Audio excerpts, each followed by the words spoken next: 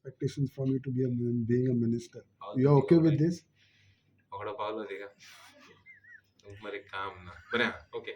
See, munche ek expectation asada. Like I was just telling our MD. I was just telling her. I said, see,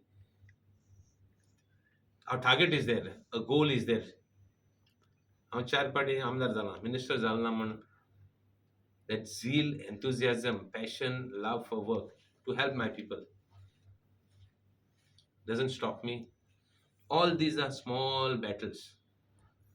My main war, I will win. And the war result will be my people will be the best, will have the best facilities in our constituency. That war I will win.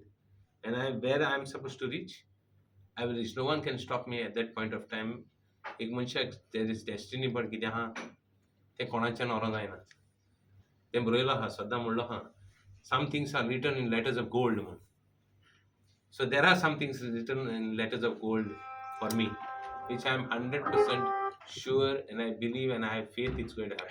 Anyway, I am not this. That doesn't stop me because I have not been made a minister or something like that. My work will continue.